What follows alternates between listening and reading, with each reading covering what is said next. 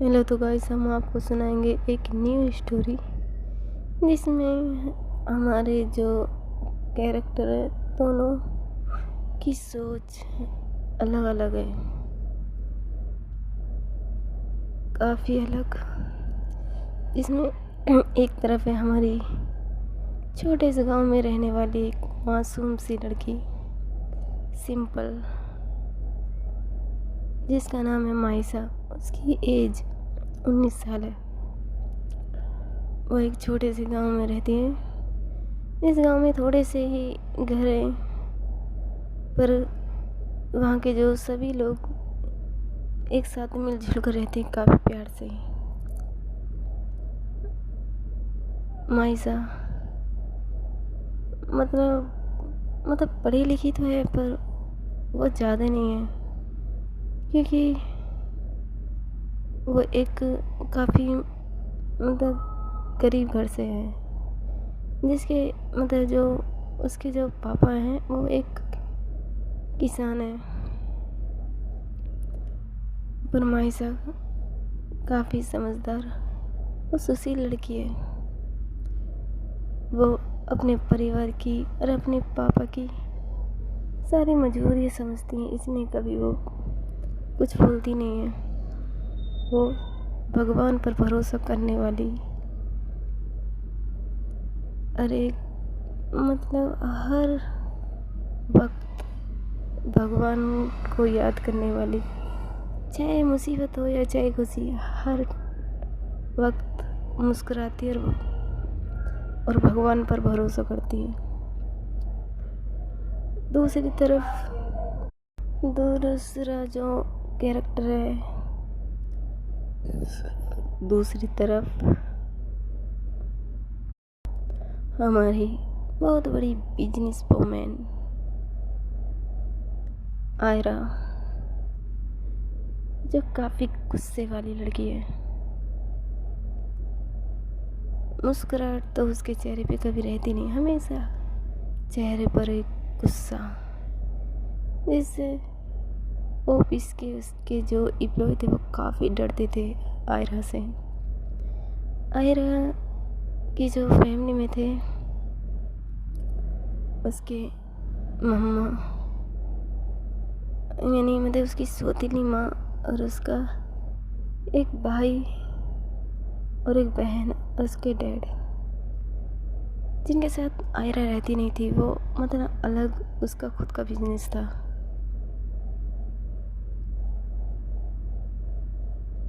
जो अपने डैड से काफ़ी नफरत करती थी। आयरा हाँ खुशहाल रहती थी, वो बहुत ही मौज मस्ती वाली लड़की थी, पर उसकी मम्मा की डेथ के बाद वो ऐसी हो गई थी, क्योंकि उसके डैड ने दूसरी शादी कर ली थी। आयरा जब 11 साल की थी तब उसके डैड ने शादी की थी, इसलिए आयरा अपने डैड से नफरत करती थी, क्योंकि उसकी सौतेली मम्मा उस पर काफ़ी अत्याचार करती थी। आयरा जैसी बड़ी होती चली गई, वैसे ही उसने अपने डैड से नफरत करना शुरू कर दिया था और वो खुद का बिजनेस संभालने लगी। इधर जो माइसा की फैमिली में उसकी एक बड़ी बहन थी माइसा की, और एक माइसा से छोटी थी, और उसके जो मम्मी पापा थे। इधर हम जो हमारे आयरा की इंटरव्यू से शुरू करते हैं कि आयरा की जो लाइफ है वो कैसी है। तो गाइस, हम बढ़ते हैं स्टोरी में। इधर आयरा अपने ऑफिस में बैठी हुई थी, तो उसे एक कॉल आता है। तो आयरा बोलती मैं आती हूँ। इधर कहकर वो अपने ऑफिस सॉरी मतलब अपने केबिन से निकलकर वो बाहर की तरफ जाती है और जो उसका मतलब उसका जो मतलब मैनेजर था उससे बोलती कि एक मीटिंग के लिए निकलना है मैं भी। तो बोलते जी बॉस मैं गाड़ी निकालता हूँ। आयरा बोलते जल्दी करो क्योंकि आयरा को वेट करना बिल्कुल पसंद नहीं और ना ही किसी को वेट कराना। तो बोलते जी बॉस। इधर ने क्या करे वो निकलता है, इधर आयरा भी निकलती है ऑफिस से बाहर और गाड़ी में बैठकर निकल जाते हैं कहीं। थोड़ी देर बाद आयरा एक बहुत बड़ी कंपनी के पास पहुंचते हैं वो दोनों और उस कंपनी के अंदर जाते हैं, मतलब उस ऑफिस में जाने के बाद वो जो वहाँ का मतलब जो उस कंपनी के जो ओनर था उसका जो मैनेजर था वो उससे पूछती कि मीटिंग रूम कहाँ है। तो वो बताता है जी मैम चलिए। इतने के वो लेके जाता है। आयरा उस मीटिंग रूम में पहुंचती है तो वहाँ पर काफ़ी लोग बैठे हुए थे, काफ़ी बड़े बड़े बिजनेसमैन। तो वह आयरा को देखते हैं और आयरा से हाय हेलो करते हैं। आयरा भी उन्हें हाय हेलो करती है एकदम बिल्कुल, मतलब नहीं कोई चेहरे पे कोई नहीं भाव नहीं था उसके, नहीं है खुशी नहीं गुस्सा में एक शांत था। आयरा वहाँ बैठती है तो वहाँ पर मतलब मीटिंग जो होती है वो शुरू होने लगती है। तो उसमें से जो एक आदमी था बोलता है कि एक छोटा सा गांव है, हमने सोचा कि वहाँ एक कंपनी बनाते हैं।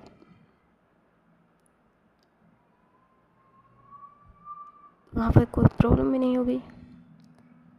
तो वहाँ पर एक आदमी बोलता है तो इस काम में देरी क्यों है। तो वो बोलता है कि वहाँ के जो लोग हैं वो मानने के लिए तैयार नहीं है। तो आयरा बोलती है पैसा पैसा दो जितना उन्हें चाहिए। तो बोलता है कि मैम पैसे की बात नहीं है, वो मानने के लिए तैयार ही नहीं है। उन्हें हमने काफ़ी पैसों की डिमांड की है, जहाँ हमने उनसे कहा है कि जितना पैसा चाहिए उन्हें हम देने के लिए तैयार है, पर वो गाँव के जो लोग हैं मानने के लिए तैयार नहीं है, जो उस गाँव का ख़ास आदमी है। तायरा बोलती कौन है वो। तो वो बोलता है कि वो वहाँ का कुछ भी मान लीजिए, या तो उस गाँव को से सरपंच मान लीजिए, या ये है कि वो उस गांव के लोग उस आदमी की बात मानते हैं। वो बुज़ुर्ग है वहाँ पर, तो सब लोग उसकी बात मानते हैं और वो मानने के लिए तैयार नहीं है। आयरा बोलती है अच्छा ठीक है, मैं भी देखती कैसे नहीं मानता है। आयरा को ना सुनने की आदत नहीं है। तो उनमें से एक आदमी बोलता है अगर हम उनके साथ ज़बरदस्ती करेंगे तो बहुत प्रॉब्लम हो सकती है आयरा में। आयरा बोलती मुझे फ़र्क नहीं पड़ता, जितना पैसा उन लोगों को देना है तो, पर वो चाहिए मुझे, वहाँ मैं कंपनी बनाऊंगी। तो वो जो आदमी है वो बोलता है कि और उससे पहले तुमने मनाना होगा उस आदमी को। आयरा बोलती मुझे नहीं मनाना है किसी को, और ना ही मैंने आज तक किसी को मनाया है, इसलिए अच्छा होगा कि तुम उसे जाकर बोलो अगर मैं वहाँ पर गई तो अच्छा नहीं होगा उन लोगों के लिए। तो मतलब और भी कुछ बातें करते हैं। इधर थोड़ी देर में मीटिंग जो थी वो करते हैं, निकलते हैं बाहर की तरफ।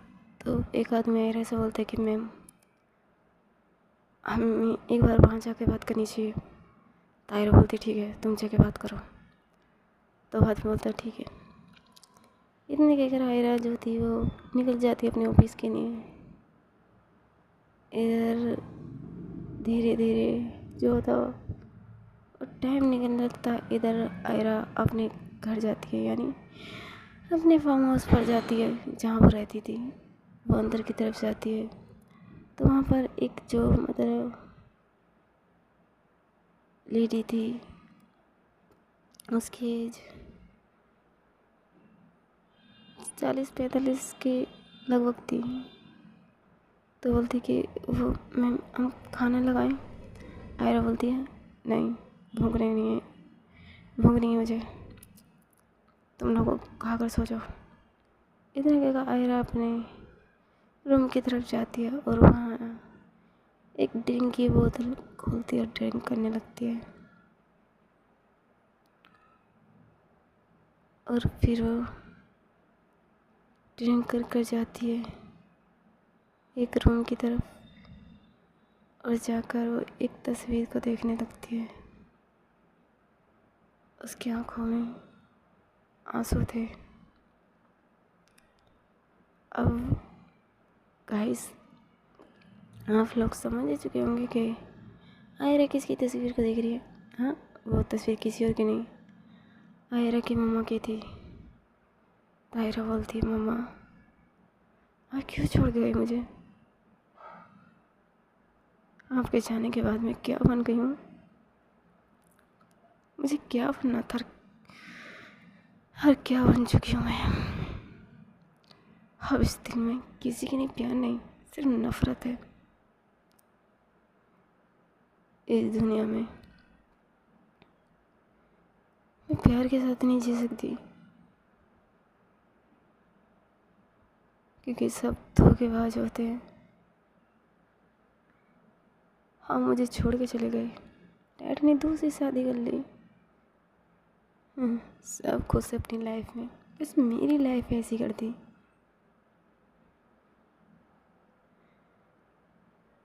बाप, जो बाप के नाम पर कलंक है। अगर ऐसे बाप होते हैं तो किसी को बाप न दे। ये भी नहीं कि अपनी बेटी की जरा से भी करो,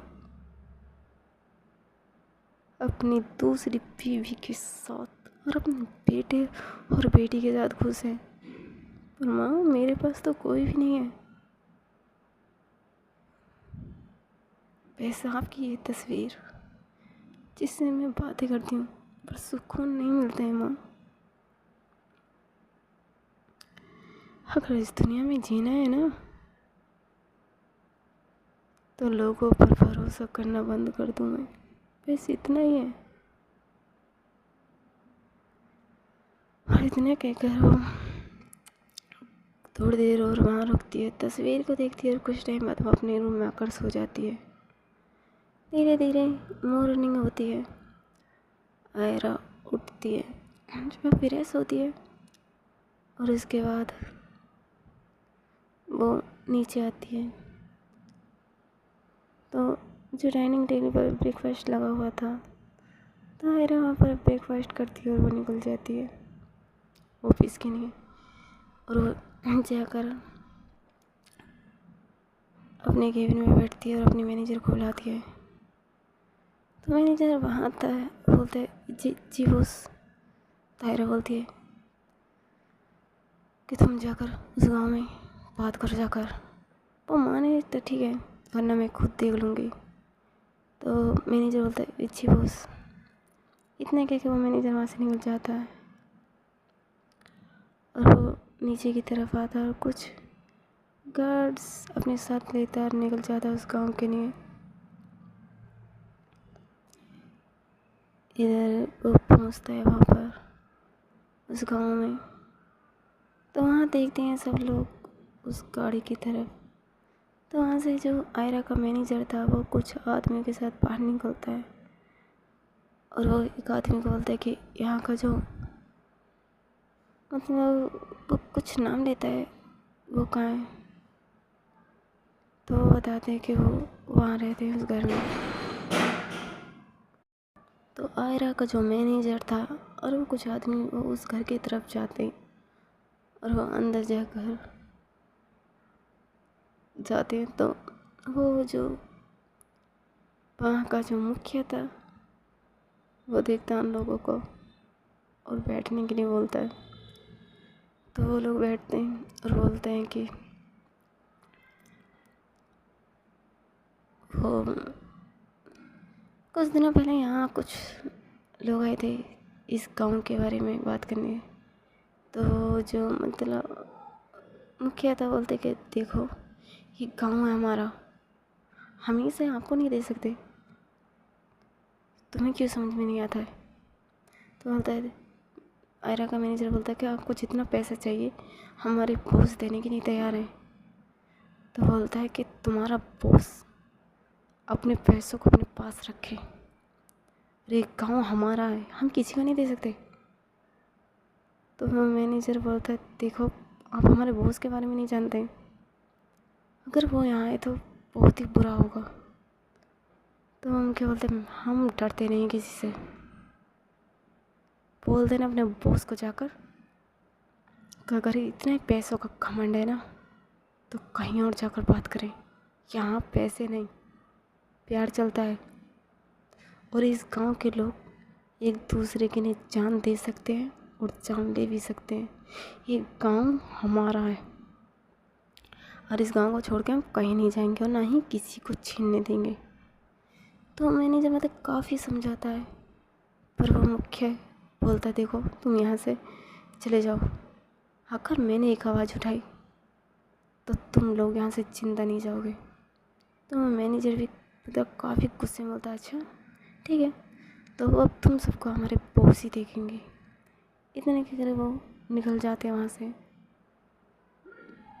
उस घर से और उसके कुछ टाइम मतलब अपनी गाड़ी के पास पहुँचते गाड़ी में बैठ के निकल जाते हैं। इधर वहाँ के जो लोग थे वो बातें करने लगते हैं एक दूसरे से कि क्या हुआ मुखिया जी। तो बोलते हैं कि वही लोग थे हमारे गांव को जो छीनने वाले। तो वहाँ पर वो लोग बोलते हैं कि अगर वो ये गांव छीन लिया तो हमसे कहाँ जाएंगे हम। तो मुखिया बोलता है, कहीं कोई नहीं जाएगा, और ना ये गांव से हम कहीं जाएंगे, ना एक गांव को कोई हमसे छीनेगा, चिंता मत करो तुम। तो मतलब ऐसी बातें चल रही थी। इधर जो माइसा थी वो मतलब अपने घर पर कुछ काम कर रही थी। तो माइसा की माँ बोलती है, बेटा क्या आप पूरे दिन हमेशा काम में लगी रहती हो, थोड़ा आराम कर लो बेटा। माइसा बोलती है, माँ हम पूरे दिन करते क्या हैं। तो माइसा की जो दीदी थी वो बोलती है कि माइसा कुछ दिनों बाद तुम्हारी शादी होने वाली है बेटा, थोड़ा तो आराम कर लो, और वैसे भी ससुराल में जाके जितना काम करना है कर लेना। माइसा बोलती है, क्या दीदी आप भी, हमें नहीं करनी है शादी। और वो जाती अपनी माँ के पास, बोलती है, माँ बाबा को समझेगी ना, हमें शादी नहीं करनी है। तो माइसा की माँ मुस्कुराती बोलती, बेटा एक न एक दिन तो सब लड़कियों को जाना होता है यहाँ से। माइसा बोलती है, पर क्यों माँ, शादी क्यों करनी होती है लड़कियों को। तो उसकी दीदी बोलती है, अच्छा शादी नहीं करोगी तो क्या हमेशा यहीं रहोगी। माइसा बोलती है, दीदी सब आपकी वजह से हुआ है। तो उसकी दीदी बोलती है, क्यों। तो माइसा बोलती है, अगर आपकी शादी नहीं होती ना तो आपकी जो सासू माँ है वो हमें नहीं शादी की नहीं बोलती। तो माइसा की दीदी बोलती है, अरे ऐसी भी क्या खराब है मेरे देवर में, कितना तो अच्छे दिखते हैं वो, अच्छा कमाते हैं। माइसा बोलती है, दीदी हाँ वो सब आपकी वजह से हुआ है, और वो इतना कहकर वो वहाँ से चली जाती है। तो माइसा की दीदी थोड़ा मुस्कुराती है और बोलती है, माँ सच में ये बच्ची ही रहेगी हमेशा। तो माइसा की बोलती है, अरे उसकी उम्र ही क्या है, बस तुम्हारी सासू माँ ने शादी के नहीं बोला इसलिए हमने हाँ कर दी, वरना अभी इसकी शादी नहीं करनी थी हमें। तो माइसा की जो दीदी थी बोलती है, अरे माँ आप चिंता मत कीजिए, हम भी तो है ना वहाँ, हम माइसा का ख्याल रखेंगे अच्छे से। तो माइसा की दीदी माँ बोलती है, इसलिए तो हमने हाँ भी भर दी थी शादी के लिए, जैसे लड़का भी अच्छा है, अच्छा कमाता है, खुश रखेगा हमारी माइसा को।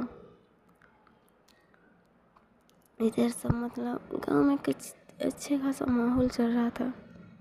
एक दूसरे से बातें, इधर माइसा जो थी वो जाती है अपनी जो मतलब अपने दोस्तों के साथ बातें करने लगती है।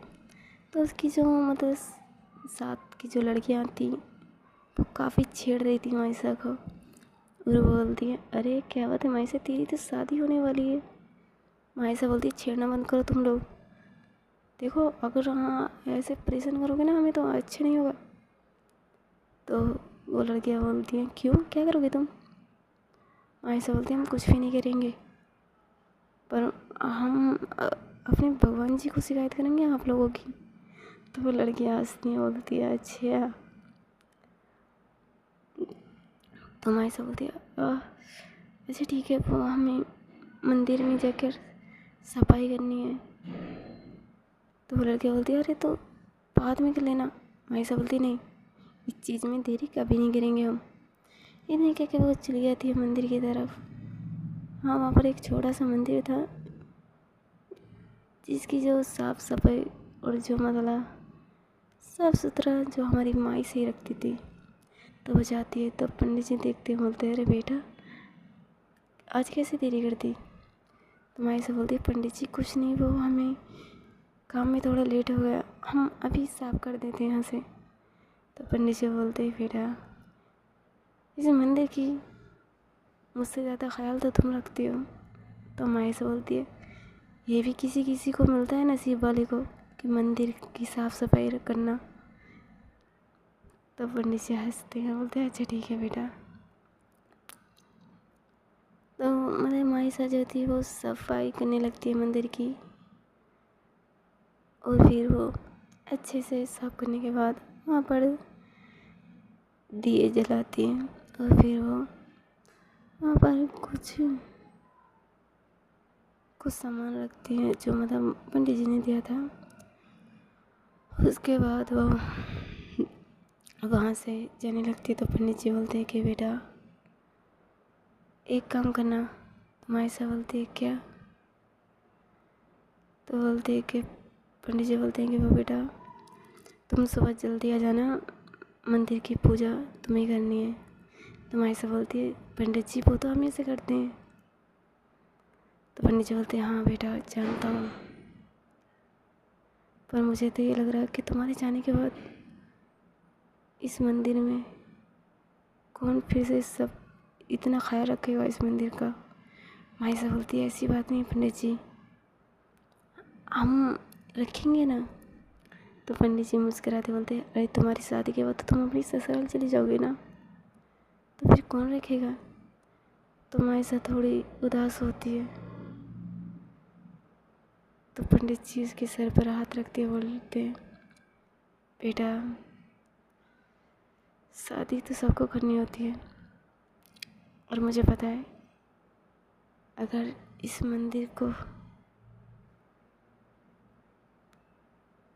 तुम्हारी ज़रूरत है तो तुम्हें मंदिर की जो तुम्हें मंदिर की सबसे ज़्यादा ज़रूरत है। तो माई से बोलती है पंडित जी हम भगवान जी को कभी नहीं भूल सकते, चाहे हम यहाँ रहें या वहाँ। हम जितना यहाँ करते हैं उतना वहाँ ज़रूर करेंगे। तो पंडित जी हंसते हैं, बोलते हैं अच्छा ठीक है तुम जाओ। इन्होंने क्या क्या माई वहाँ से चली जाती है। ऐसे धीरे धीरे कुछ दिन निकल जाते हैं। इधर आयरा को ये बात पता चल चुकी थी, तो आयरा काफ़ी गुस्से में थी। तो आयरा एक दिन वहाँ मतलब बोलते अपने मैनेजर को कि मुझे उस गाँव जाना है। तो बोलते वो आयरा बोलती है हमें कुछ नहीं सुनना है, जितना बोला है ना इतना सुनो, हमें उस गांव में जाना है। तो बोलते ठीक है। इतने कहकर वो कार निकालते आयरा कुछ गाड़ियों और कुछ गार्डों के साथ निकल जाती है उस गांव की तरफ। इधर माइसा जो थी वो अपनी सहेलियों के साथ कुछ बातें कर रही थी और काफ़ी मुस्कुरा रही थी। इधर आयरा वहाँ पहुँचती है। जैसे ही गांव में इतनी सारी गाड़ियाँ इतनी महंगी महंगी रुकती हैं तो गांव वाले देखते हैं सब खड़े होकर। इधर मायसा भी और उसकी जो फ्रेंड थी वो भी देख रही थी। इधर कुछ घाट उतरते हैं पहले और उसके बाद एंट्री होती है हमारी आयरा की। भाई जैसे आयरा उतरती है, बिजनेस सूट पहने हुए, बाल खुले हुए, आंखों पे गॉगल्स और एकदम बोलते ना, एकदम एंट्री ऐसे मारी थी हमारी आयरा ने कि सब खड़े खड़े देख रहे थे आयरा को। गांव वाले काफ़ी हैरान होकर आयरा जो थी वो उतरती है कार से और उसके बाद वो देखती है सबकी तरफ। तो वो मैनेजर भी वही था। तो आयरा अपने मैनेजर से बोलती है कौन है यहाँ का मुखिया। तो बोलता है कि वो मतलब बोलते कि वो उस घर में रहते हैं। आयरा बोलती है बुला कर लेके आओ। तो मैनेजर बोलता है जी बॉस। इतने कह के वो जाता है उस घर की तरफ। तो मतलब मुखिया को बेचारे को कुछ पता ही नहीं था कि बाहर क्या हो रहा है। तो वो बाहर की तरफ आता और देखता इतने सारे गार्ड और कारें खड़ी हुई हैं और सामने एक लड़की गॉगल्स पहने खड़ी हुई है। तो वो वहाँ जाता है। तो मतलब आयरा बोलती है कि तुम हो जो इस गांव के मुखिया हो और इस गांव में मुझे कंपनी बनाने से रोकोगे। तो मुखिया बोलता है देखो मैं पहले भी समझा चुका हूँ, ये गांव हम किसी को नहीं छीनने देंगे और ना ही इसे खरीदने देंगे, ना ही यहाँ कोई कंपनी बनने देंगे। आयरा बोलती गुस्से में अच्छा तो तुम रोकोगे मुझे। किसी की इतनी हिम्मत है नहीं कि आयरा कुछ करे और उसके काम में कोई दखल अंदाजी करे। आयरा को बिल्कुल पसंद नहीं। तो हम जो मतलब मुखिया बोलते हैं देखो तुम्हें पसंद हो या ना हो पर ये काम हमारा है तो हम ये तुम्हें गाँव तो छीनने नहीं देंगे। आयरा बोलती है अच्छा हाँ तो मैं भी देखती हूँ कि तुम क्या करते हो। देखो मुखिया आराम से इस गांव को मुझे दे दो बिना किसी झगड़े और लड़ाई के, वरना जो यहाँ होगा ना यहाँ सिर्फ मौत का तमाशा होगा अगर तुमने मेरी बात नहीं मानी तो। मतलब मुखिया बोलता है देखो हम डरते नहीं किसी से। आयरा बोलती है अच्छा डरते नहीं किसी से तो ठीक है। तो आयरा गुस्से में मतलब कि जो मतलब अपनी गन थी उसे निकालती है और उस मुखिया के फोrehead पे रखती है। भाई जब फोrehead पे गन रखती है तो मुखिया तो डरते ही है पर साथ में गांव वाले लोग भी काफ़ी घबरा जाते हैं। तो मुखिया बोलते है देखो जो तुम्हें करना करो, मैं नहीं डरता तुमसे। आयरा बोलती है अच्छा तो वो तो अभी पता चल ही जाएगा कि डरता है कि नहीं। इतना कहकर वो जो गन थी उसके जो मतलब कट कर पे अपनी फिंगर रखती है और वो मतलब दबाने लगती है। तो अचानक उसके फेस पर एक तमाचा पड़ता है काफ़ी ज़ोरों से। भाई सब हैरान है। तो गाइस ये स्टोरी आपको अच्छी लगे तो कमेंट में ज़रूर बताना कि आपको ये स्टोरी कैसी लगी और अच्छी लगी तो बताना, और नहीं अच्छी लगी तो ये भी कमेंट में ज़रूर बताना। अगर अच्छी लगेगी तो मैं इस स्टोरी को आगे बढ़ाऊँगी, वरना इसी पार्ट के साथ ख़त्म कर दूँगी मैं इस स्टोरी को। तो गाइस ये आपके ऊपर डिसाइड करता है कि आपको ये स्टोरी सुननी है या नहीं। ओके, तो गाइस यू अपना ख्याल रखना और स्टोरी को ज़रूर बताना भाई कि आपको स्टोरी कैसी लगी सब लोगों को।